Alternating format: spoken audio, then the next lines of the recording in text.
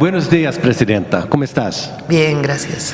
Me llamo Enrique Brandao Johnson, yo soy de Suecia, periodista, soy corresponsal en América Latina de Dagens Nyheter, que significa Diario de Noticias. El día de hoy se suscitó un hecho muy poco usual en la mañanera del pueblo, pues llegó un periodista europeo, específicamente de Suecia, y hay que decir las cosas como son. Llegó a hacer preguntas un poco raras, un poco extrañas y que no iban de la mano. Por ejemplo, preguntó sobre la relación de México y Donald Trump, también preguntó sobre el feminismo y la opinión de la presidenta, una pregunta bastante polémica, y aunque hay que decirlo, no llegó grosero y tampoco llegó con afán de provocar polémica, sí se notaba que las preguntas eran un poco extrañas y sacadas de contexto. A continuación te muestro cómo la presidenta tuvo este encuentro con el periodista sueco, el periodista europeo, en el cual dio una cátedra de todos los temas que le preguntaron. De verdad, te van a sacar muchas sonrisas. No olvides dejar tu me gusta, un comentario y por supuesto suscríbete al canal, que vamos por los 20,000 suscriptores. A ver, vamos por aquí, que desde hace rato.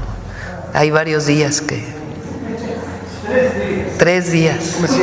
La tercera es vencida, ¿no? La tercera es la vencida. Sí, bueno. Buenos días, Presidenta. ¿Cómo estás? Bien, gracias.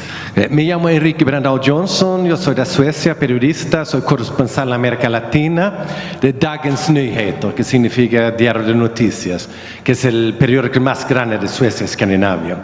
Yo vivo en Brasil y por eso yo hablo portuñol así. Ajá. Pero espero que me entienda. Hace 4 años asistí la mañanera aquí con López Obrador y preguntéle así, ¿cuál es la relación de él con Trump? Ahora quería saber cómo es su relación con el presidente de Estados Unidos, porque quiero saber así, cómo su encuentra el balance entre defender al pueblo mexicano, pero al mismo tiempo mantener una relación buena con el gobierno de Trump. México y Estados Unidos somos países vecinos y hay una larga historia de relación entre nuestros países, desde la invasión estadounidense que se llevó la mitad de nuestro territorio hasta muchos otros episodios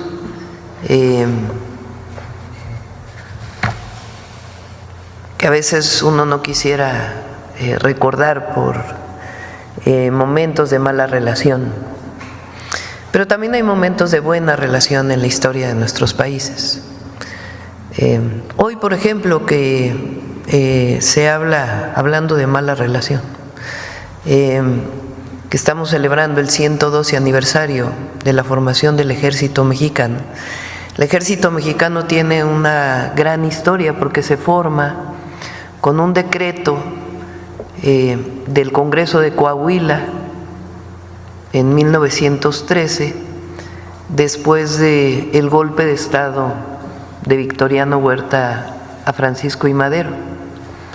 El único gobernador que se rebela frente a ese golpe de Estado es Venustiano Carranza, gobernador de Coahuila. Y el Congreso le autoriza a formar un ejército. Y ahí inicia el ejército revolucionario. Por supuesto, después de la gesta heroica del propio Madero, cuando llama a la revolución el 20 de noviembre de 1910. Pero después de este golpe de Estado, inicia la formación del Ejército Mexicano, que viene del pueblo, que es un ejército revolucionario en contra de un golpe de Estado. Quien apoyó ese golpe de Estado fue el entonces embajador de los Estados Unidos en México, Wilson, apoyando a Victoriano Huerta. Después viene un cambio de gobierno y es distinta la actitud de Estados Unidos, aunque ponen sus barcos en Veracruz en 1914. Decía que también hay una parte de una historia muy importante de buenas relaciones. El propio Madero en Estados Unidos, desde ahí viene el Plan de San Luis del 20 de noviembre. Previo a ello, por supuesto, la relación de Benito Juárez con Lincoln, que es una gran relación, o la relación del general Lázaro Cárdenas con Roosevelt. Entonces hay buenas y historias y hay historias muy difíciles. Yo pienso que la relación del presidente López Obrador con el presidente Trump fue un buen momento en la relación entre México y Estados Unidos, de mucho respeto del presidente Trump a México, después de momentos difíciles cuando quiso poner aranceles relacionado principalmente con el tema migratorio. Yo tiendo a pensar que va a haber una buena relación entre el presidente Trump y la presidenta de México. Somos dos países vecinos, no nos vamos a ir a ningún lado, somos socios comerciales y tenemos que hacer el mayor esfuerzo posible para tener una buena relación. Por supuesto que está en la definición de ambos países. En este momento estamos en un periodo pues de un proceso de pláticas, de negociación, frente a esta decisión unilateral de la posibilidad de poner aranceles a México, a pesar del tratado comercial que tenemos. De nuestra parte, nosotros tenemos que buscar hasta el límite de nuestra soberanía y de nuestros principios la mejor relación posible con los Estados Unidos, porque somos socios comerciales, porque hay una gran integración económica y porque además viven 39 millones de mexicanos en Estados Unidos, sea que hayan nacido de primera generación en México o que ya hayan nacido en Estados Unidos de segunda o tercera generación, pero que muchos de ellos tienen la ciudadanía mexicana y si no, hay una gran relación cultural y amistosa. Aprovecho de una vez que preguntas esto por este tema que salió en los medios ayer y hoy, de estos vuelos de drones, que por cierto, hay que decirlo, viene de una nota del New York Times, que después recupera CNN y otras agencias de noticias internacionales. En primer lugar, no hay nada ilegal.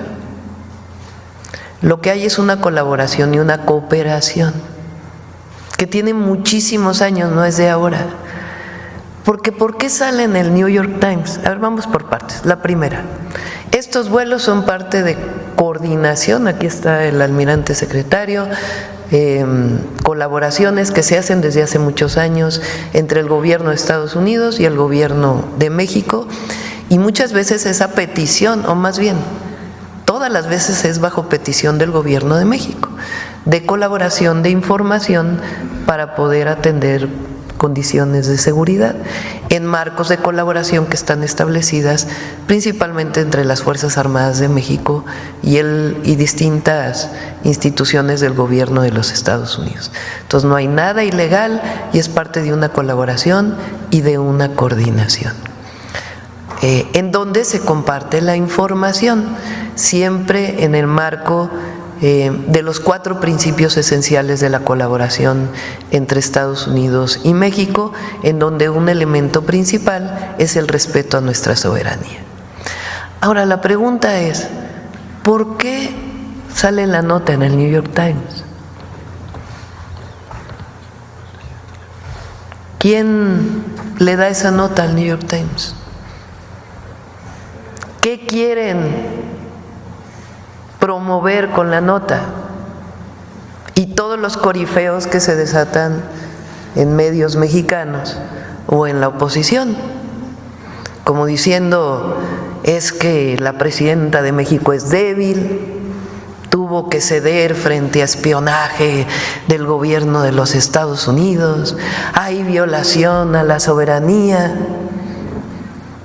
cuando en realidad es un protocolo de coordinación y colaboración que existe desde hace años entre el gobierno de Estados Unidos y México. No nos van a debilitar, primero porque tenemos principios, y para nosotros la soberanía es un principio, no es negociable. Segundo, porque siempre decimos la verdad, nunca escondemos nada. Nosotros tenemos 3 principios: no mentir, no robar y no traicionar al pueblo. Sale hoy un artículo que quiero nombrarlo, normalmente no nombro periodistas, de Riva Palacio, donde dicen que la presidenta está diciendo mentiras. A ver si nos pones esa partecita, porque vale la pena. Porque si bien es ridículo, irrisorio, esto quiere decir, fíjense, lo asevera el artículo de Riva Palacio, llanamente que sí hay operaciones de espionaje sobre territorio mexicano. ¿De dónde lo saca? Contrario a lo que aseguraron la presidenta y el secretario de la Defensa. No hay ninguna operación ilícita y es parte de una colaboración y una coordinación que existe desde hace años en nuestro país, y muchos de estos vuelos son a petición del gobierno de México para solicitar tecnologías que México puede no tener y que se hicieron con el conocimiento y autorización del gobierno. O sea, como si nosotros hubiéramos permitido la vulneración de nuestra soberanía y no fuera parte de un protocolo de colaboración, que en público afirman que no permitirán tales acciones. Pero todavía se atreve a decir, una vez más, como sucedió con la autorización para que cuerpos de élite de Marina entren a México a capacitar infantes de Marina mexicanos, si hay permiso, no hay violación a la soberanía, aunque deje expuesto un discurso mentiroso a los mexicanos. Nosotros no mentimos. Y la soberanía no es negociable. Ese es un principio básico. La soberanía y la independencia de México costaron muchas vidas al pueblo de México. Y nosotros tenemos la responsabilidad y la vamos a cumplir, porque es nuestra convicción, y para eso nos eligió el pueblo de México, de defender nuestra soberanía.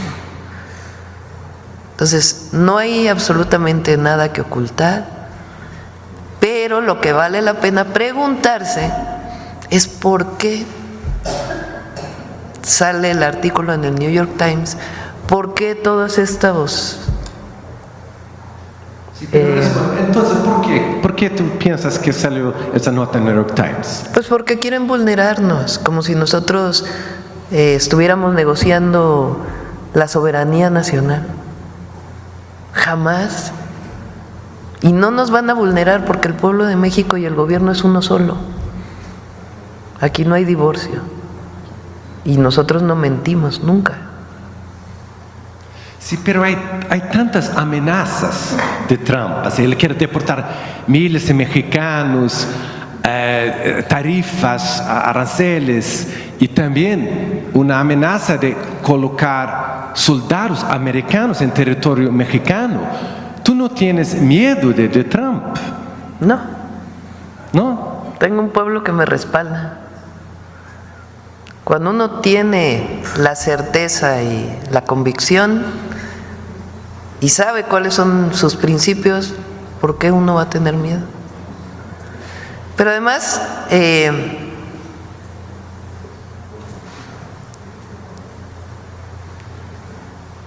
una cosa también es, el presidente Trump tiene su manera de expresarse. Entonces, primero, hay en este momento diálogo.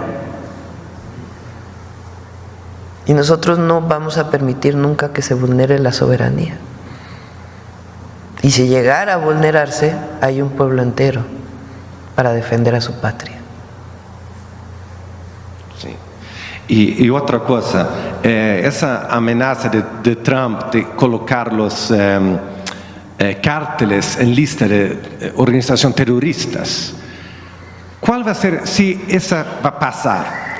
¿Cuál va a ser su respuesta de esa cosa? ¿Qué va a hacer si Trump coloca eso en la lista de terroristas?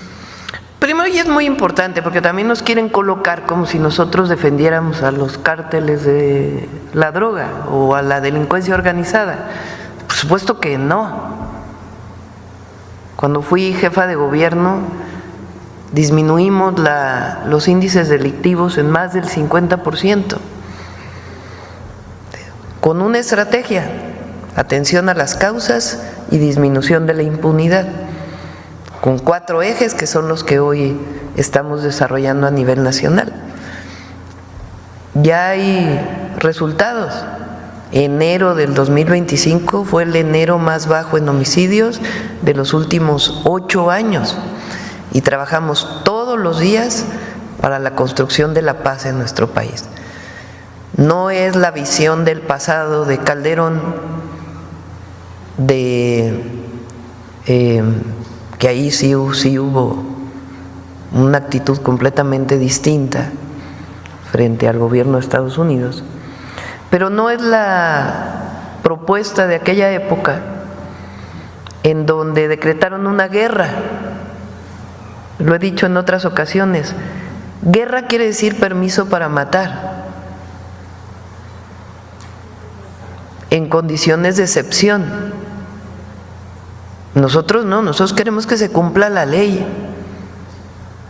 Ese Estado de Derecho que luego se llenan la boca con la palabra, pues en aquella época no hubo nada de Estado de Derecho. Hubo una guerra que decretó en su propio territorio, que resultó además pues en más violencia. Nosotros lo que queremos es el cumplimiento de la ley y la atención a las causas, que las y los jóvenes de México tengan todo el derecho a vivir felices y en paz, y que tengan acceso a los derechos que están establecidos en la Constitución de la República: educación, salud, empleo y una vida plena. Entonces, primero, que no haya confusión de que nosotros, no, lo que nosotros defendemos es la soberanía. Ellos le pueden llamar como quieran, pero nosotros defendemos la soberanía. Entonces, si ese decreto tiene que ver con acciones extraterritoriales, esas no las aceptamos. Nosotros creemos que, si bien es cierto que es indispensable avanzar en investigaciones conjuntas, por ejemplo, de lavado de dinero, que son muy importantes, porque la droga se vende en Estados Unidos. Ahí está la venta de la droga. Entonces, ¿qué ocurre con el recurso proveniente de la venta de la droga? Si ellos hacen este decreto para investigar todavía más en los Estados Unidos el lavado de dinero en los Estados Unidos, y los propios grupos delictivos que se mueven en Estados Unidos, que hacen que haya esta venta de la droga, está muy bien. Lo que nosotros no aceptamos es la violación a nuestra soberanía. Entonces, por eso es colaboración, coordinación, sin subordinación, sin intervencionismo, sin injerencismo. Coordinación, colaboración en el marco de los 4 principios. Almirante, ¿por qué no nos dice cuáles son los 4 principios que se desean? Sí, tenemos en el tema de seguridad 4 principios que no son renunciables. El primero tiene que ver con la responsabilidad compartida, es decir, que reconocemos que el problema es de ambos lados de la frontera y que tenemos que actuar de manera coordinada y colaborativa. El segundo es la confianza mutua, es decir, que lo que acordamos lo cumplimos y que no nos traicionamos. La tercera tiene que ver con la cooperación y no la subordinación, es decir, podemos trabajar juntos, podemos hacer operaciones con ayuda de ellos y de nosotros en diferentes ámbitos, pero jamás las fuerzas mexicanas se van a subordinar a los Estados Unidos. Y por último, el respeto a la soberanía, que no es renunciable. Son los 4 principios que rigen la cooperación en materia de seguridad con los Estados Unidos. Bueno, la última pregunta aquí. Suecia es un país muy feminista, le canta a usted así. Yo quiero saber así, porque en Suecia, en afuera, personas están viendo México como un país muy machista, así. Pero tú tienes una aprobación de más de 80%. ¿Cómo es de ser presidenta en México? ¿Cuáles fueron las dificultades de ser mujer presidenta? ¿O cuáles fueron las vantajes, las cosas buenas? Gracias. Creo que hubo algo que caló mucho en en nuestro pueblo y en el momento político. Nosotros en nuestro movimiento decidimos quién iba a ser. En México había una historia de que el presidente nombraba por dedazo al siguiente o al candidato del partido al que pertenecía. Aquí se rompió esa